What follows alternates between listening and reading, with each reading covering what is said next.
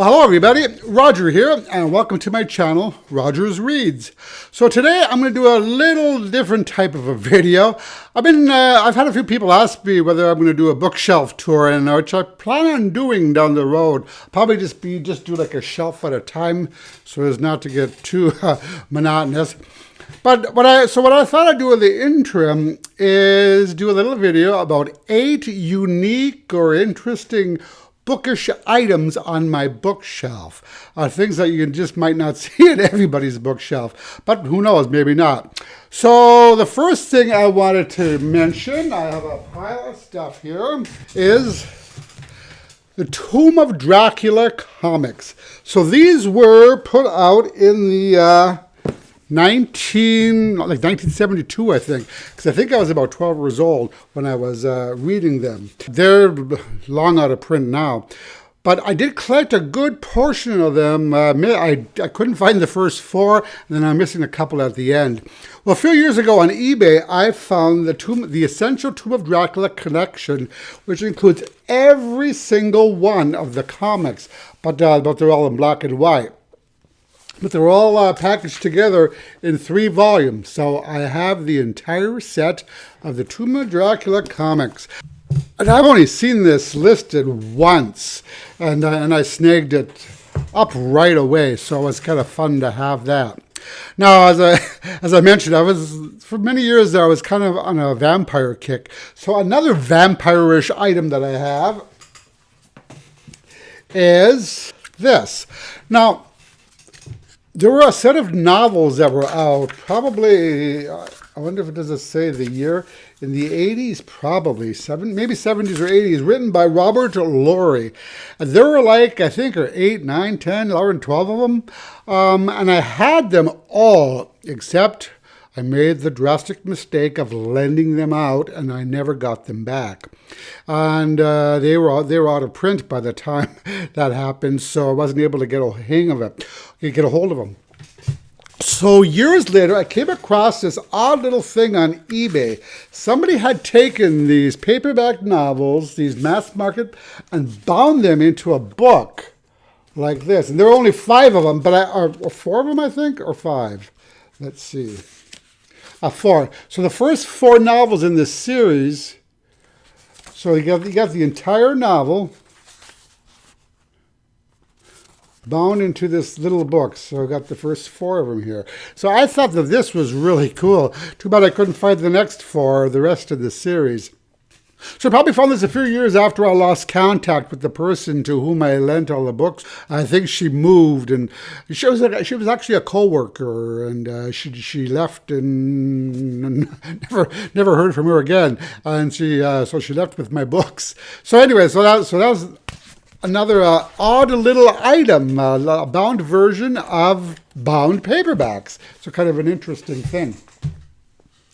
The next thing that I found, I was in a little thrift store in a small town in northern Wisconsin, and I came across this, Kurt Cobain's journals, which supposedly Kurt Cobain had many journals that were put into books. Now, I never bothered to see if you could find this anywhere, but it was like really cheap. I don't know, $1. And yeah, here he things the band needs to do. So he's talking about the band here, things, events in his life, people he's contacted. So I thought this was a lot of fun, and I'm one of those people. I love reading other people's journals, with permission, of course. What kind you buy? I'm not one to snoop through people's drawers looking for their journals, but. That being said, if I'm around, you might not want to leave your journal sitting out. Yeah, so this is an interesting thing. If you read, you'll judge. So it just looks like an old cheap. I love the cover. Cheap Mead notebook. I used to buy these by the dozens back in the day. So the next thing I wanted to mention were these Whitman Classics. And I think I may have shown these through various book tags of this channel. And these were gifts when I was like 7, 8 years old. So here I have The Wonderful Wizard of Oz, Robin Hood, and The Adventures of Tom Sawyer. And these were, let's see, what were the year? 1968. So I got these when I was 8 years old. There are a couple other ones here too. Oh,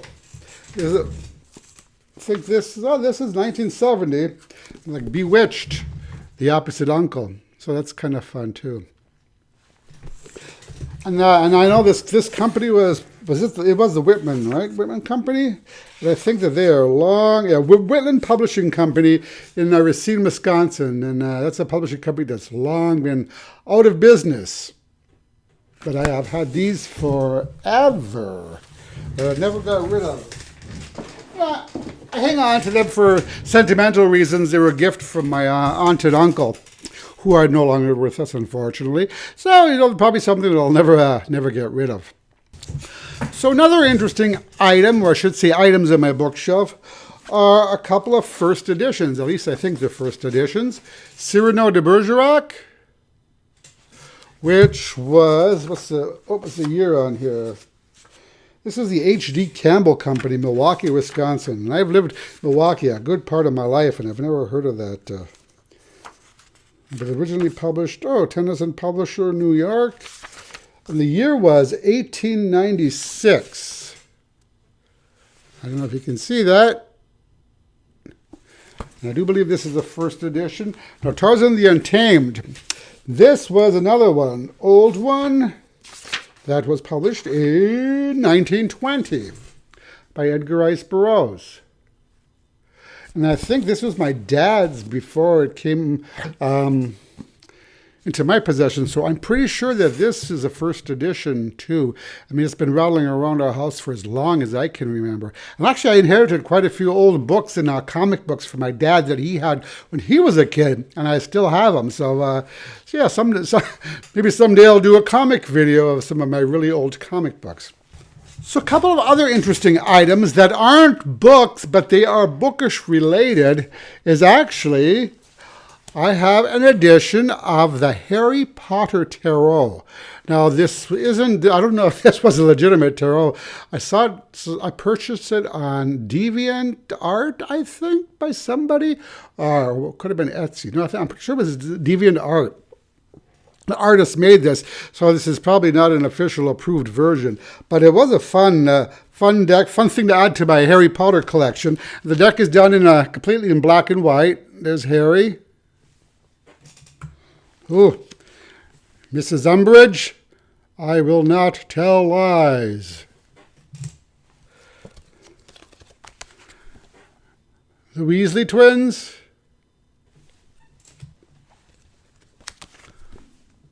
Voldemort. Oh, and then we have Professor Snape. Hopefully these are focusing.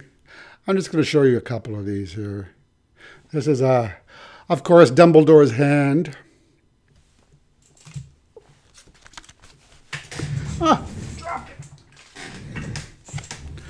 Lucius Malfoy. So just to give you an idea, it's kind of a fun little novelty item. I used to play around with tarot in the day, and actually I use tarot decks for brainstorming ideas for novels and stories.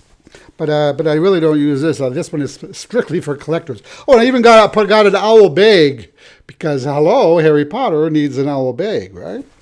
And then another interesting item is the Game of Thrones tarot, another bookish related item. I'll just show a couple of cards from this. Snake. I love the Mother of Dragons here.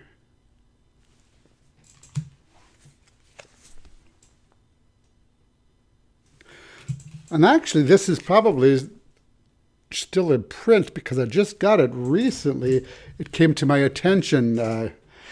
And I thought I'd pick it up. Oh, one more, and I got to show you the spider.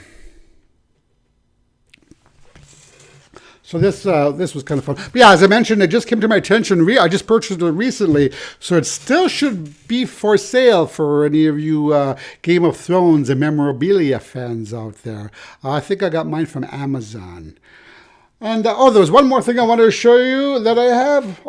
Maybe unique, semi-unique, would be the 65% fantasy classics. I've mentioned this on my channel a few times. Well, this one was 60%. It's Pellucidar by Edgar Rice Burroughs. And I have a bookshelf of them downstairs. And I got all these when I was 12, 13 years old. I even had jobs as little kids, so I always had money. So I used to buy these like crazy. I had boxes and boxes of these books. And I did get rid of some of them, but I still have quite a few left. And I'll probably always hang on to them. They're kind of fun. I was really into the fantasy, sci-fi, sword and sorcery back then. And as I mentioned, things haven't changed all that much. And I ended up with tons of these books. So that's just 8 little interesting bookish related items on my bookshelf. So how about you? Do you have anything interesting on your bookshelves? Let me know in the comments. And I think that'll be it for this odd little video. As always, I thank you so much for watching. I really appreciate your support. And I will talk to you in the next video. Bye-bye.